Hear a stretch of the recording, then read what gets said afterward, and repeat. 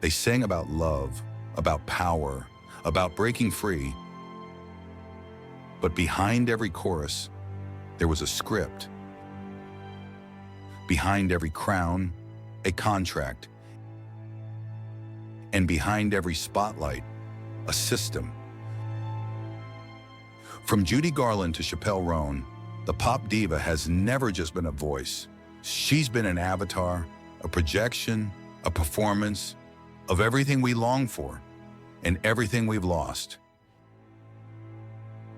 Each era gave us a new illusion: innocence, rebellion, collapse, divinity. They promised freedom, they sold vulnerability, and we bought it, one heartbreak anthem at a time. So ask yourself, what if pop divas were never just artists, but mirrors? Mirrors of our desire, our desperation, our faith in the fantasy. This is the illusion machine, and it's been running for nearly a century. Lights up, curtains open, time to meet the women who sang us through the end of the world.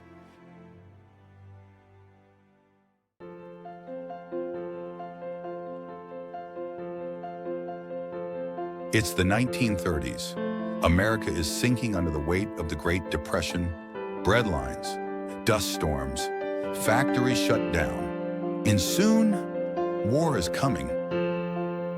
In the middle of this darkness, a teenage girl appears on screen, her voice trembling, hopeful, haunted. Somewhere over the rainbow wasn't just a song, it was a promise. Somewhere, life would be better. Somewhere, there was color. Somewhere, you didn't feel this small. Judy Garland wasn't just a singer, she was a projection, a fantasy crafted by Hollywood to soothe a wounded nation. She looked fragile, and that was the point. You weren't supposed to see strength. You were supposed to see longing. Behind the scenes, the truth was brutal. Pills to wake her up, pills to keep her thin, pills to help her sleep. Judy belonged to the studio. Her image was public property, her body controlled, her suffering invisible.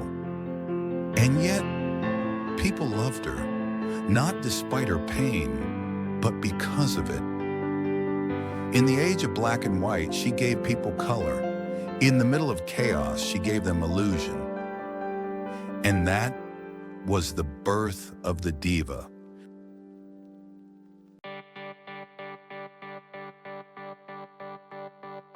It's the 1980s. The Cold War is ending. Reagan and Thatcher are rewriting the rules. Markets are opening, borders are blurring, and rebellion is now a brand. Enter Madonna. Not just a pop star, but the architect of commercial transgression. She doesn't just break taboos, she packages them. Sex, religion, power. She turns every shock into a spectacle, and every spectacle into profit. If you hate me, great. If you love me, even better. But you will notice me. From Like a Virgin to Ray of Light to Confessions on a Dance Floor, Madonna constantly reinvents herself. Pure and perverse, sacred and scandalous, futuristic and nostalgic. Her real genius? Not just provocation, but monetizing provocation. She doesn't rebel against the system, she becomes the system. She offers a new fantasy. Freedom through consumption. Break the rules, redefine yourself, and get rich doing it. In the neoliberal dream of the 80s and 90s, Madonna is the queen. Global, sexy, untouchable. But not every rebel comes with fangs. Cyndi Lauper was different, the eccentric underdog. The misfit with rainbow hair and cartoon dresses. Her anthem wasn't scandal, it was joy. Girls just want to have fun. She offered a softer kind of rebellion. Quirky, colorful, harmless. Be different, but not too different. Cindy was perfect for commercials. Perfect for t-shirts, perfect for Pepsi. She didn't threaten the system, she made it feel cool. If Madonna was the CEO of controversy, Cindy was the fun intern. Both sold rebellion, but only one sold it at full price. Because in the end, you can break the rules, as long as you look good doing it.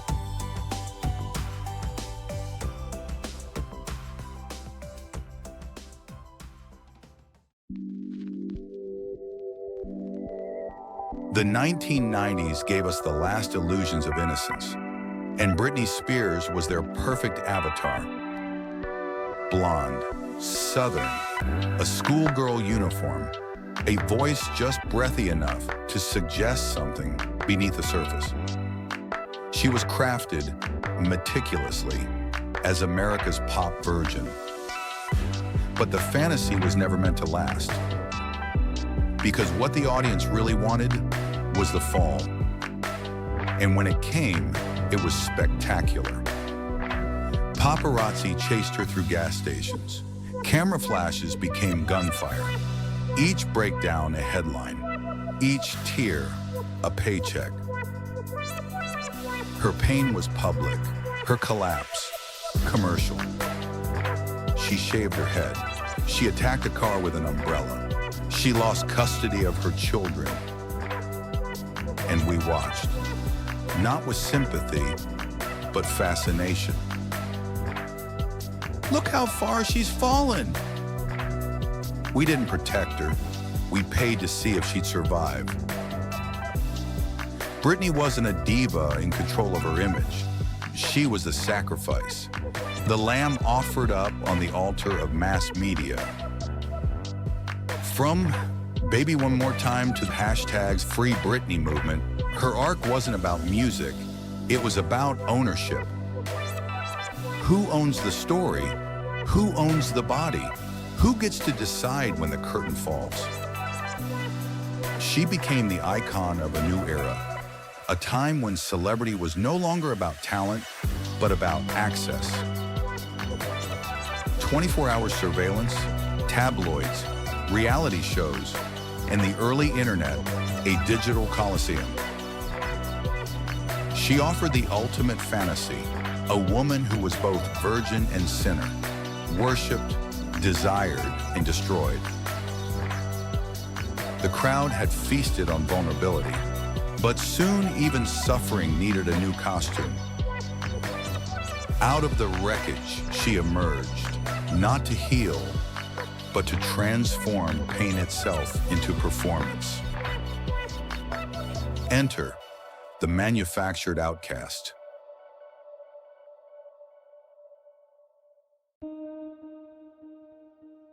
By the late 2000s, the world had changed.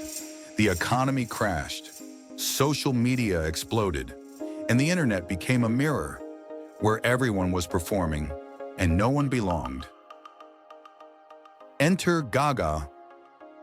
Raw meat, bleeding eyes, neon wigs.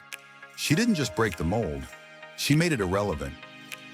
She was the monster, the freak, the alien, and that was the brand. I'm on the right track, baby. I was born this way. Lady Gaga didn't ask to be accepted. She dared you to reject her.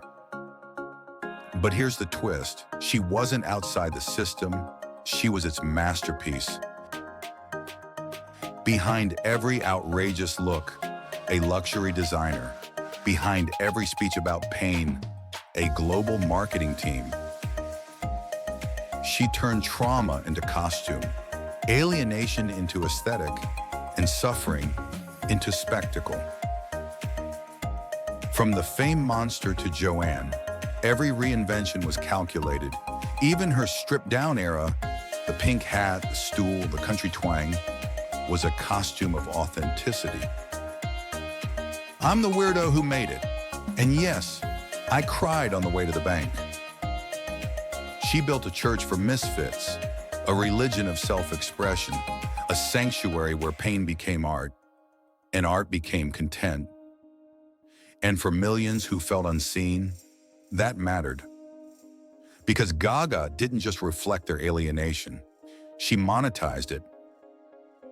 She proved the ultimate truth of pop in the internet age. You don't have to belong, as long as your alienation is profitable. She won awards for pain, sold albums with grief, transformed difference into capital. She didn't abolish the outsider. She made it glamorous. But every outcast dreams of a throne. And when the glitter and blood dried, a new image took the stage. Not broken, not alienated, but divine. She didn't just sing about power, she embodied it.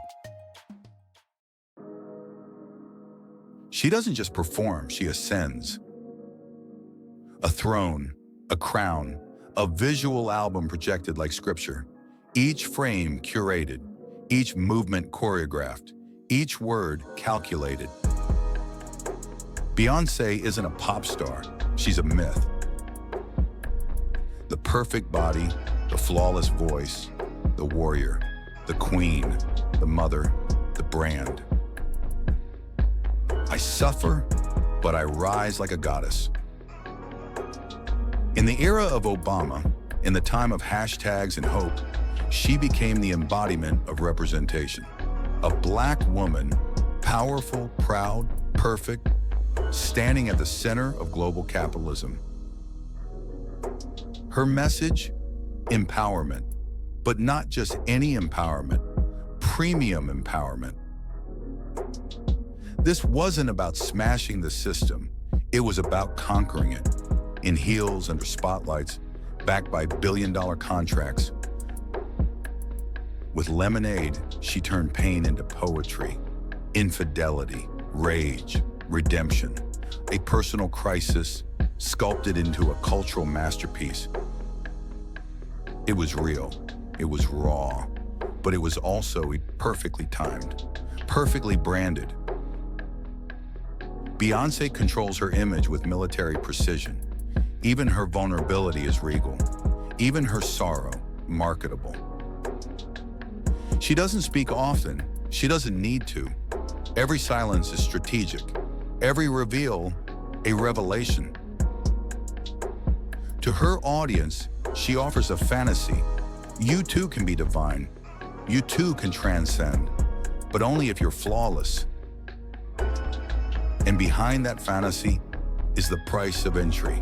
Discipline, perfection, endless labor, and of course, consumption. Because in the gospel, according to Beyoncé, power is not seized, it's styled. Be powerful, be divine, but above all, be marketable. Her impact is undeniable. Her influence, generational. She didn't break the ceiling, she reupholstered it in gold. But even goddesses grow weary, and in the ruins of broken American dreams, one voice whispered, "Why fight the tragedy when you can be the tragedy?"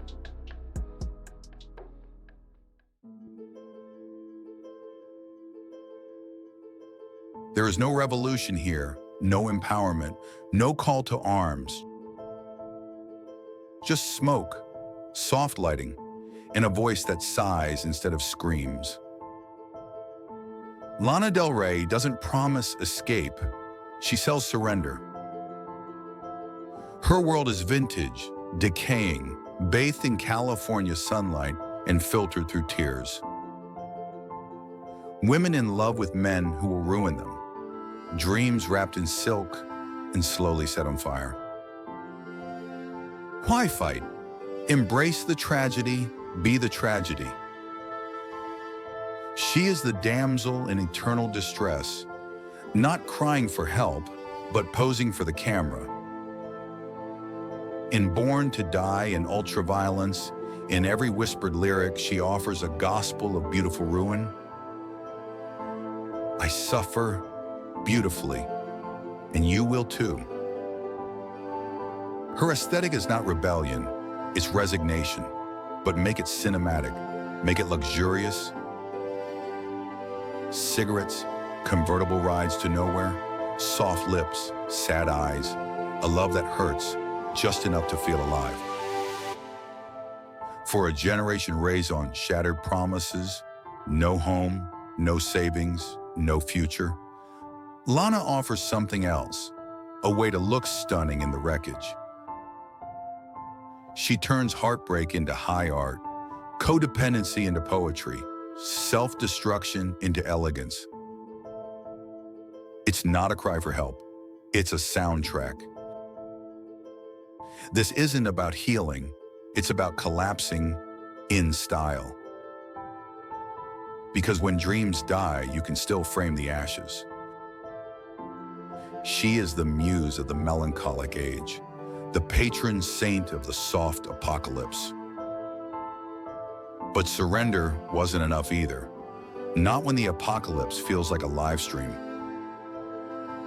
And so, the final acts take the stage, drenched in glitter, drowning in confession, celebrating every micro breakdown like a chart-topping hit. This is the cabaret before collapse.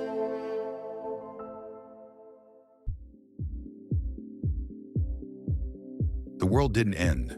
It just got louder, sadder, and better lit. After the pandemic, after the protests, after the algorithms turned trauma into playlists, something broke. And in that brokenness, a new kind of diva emerged. First, Chappell Roan. A final scream before the abyss, covered in glitter, perched on impossible heels, belting into the void like it still mattered. Her message? If we're going down fabulous. Her stage is a digital cabaret. Her audience, the misfits, the oversharers, the beautifully unstable. She doesn't hide the chaos, she choreographs it. Every meltdown a crescendo, every heartbreak a high note, every emotion too much, too loud, too real. Be extra or be forgotten. She is the spirit of Weimar, reborn for TikTok, a camp apocalypse, a celebration of collapse. Because if the world has no future, might as well make the ending fabulous. Then Billie Eilish. The refusal, the star who didn't want the spotlight and got it anyway.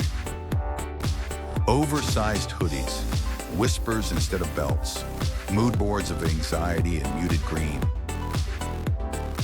She didn't sell desire, she sold detachment. I don't want to be what you expect, but you'll buy me anyway.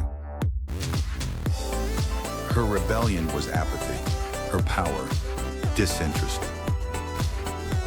And yet, every sigh became merch, every yawn, a headline. Even her resistance was consumed. Billie didn't escape the machine, she redesigned it. Don't play the game, make that your brand. She became the voice of a generation that normalized burnout, wore disillusionment like fashion, and found comfort in admitting, I'm not okay, and that's okay. And finally, Olivia Rodrigo, the teenage confessor, turning every diary entry into a cultural moment. Breakups, jealousy, loneliness in the backseat of a suburban car. Her power isn't epic, it's small, painfully small. But that's the point. There's no future left to sell, so let's monetize the pain instead. She sings like the girl you once were, or wish you could have been. And in that gap between memory and regret, she plants her flag. Olivia turns micro-traumas into mass anthems. She doesn't want to change the world. She just wants you to feel something, even if it's just sad. Again. Because today, identity is therapy, and therapy is content. She is the voice of a generation that's still bleeding from wounds it can't quite name, but loves to narrate. And just when it seemed there was nothing left to believe in, she returned. Not as an outcast, not as a goddess, not as a tragedy, but as the perfect American fairy tale. The loyal one. Taylor Swift, NFL era. In the 1970s, political economist Albert O. Hirschman proposed a simple framework for how people respond to systems in crisis. He called it exit, voice, and loyalty. Exit, when you walk away. Voice, when you speak up. Loyalty, and when you stay and play by the rules. It was meant for politics and institutions, but it fits perfectly in the world of pop divas, because in the end, each of them made a choice. Lana Del Rey chose exit. The tragic muse stepped off stage. No grand finale, no rebellion, just a quiet retreat into nostalgia, country clubs, and sunlit melancholy. She didn't try to change the narrative. She just stopped performing. And in doing so, she let the silence speak. Chappell Roan chose voice. She screamed into the glitter, a cabaret queen at the edge of collapse. Her excess is protest, her chaos, resistance. But even rebellion becomes content. Even voice gets branded. Taylor Swift chose loyalty. She didn't reject the system, she mastered it. The fairy tale, the NFL boyfriend, the stadium tour.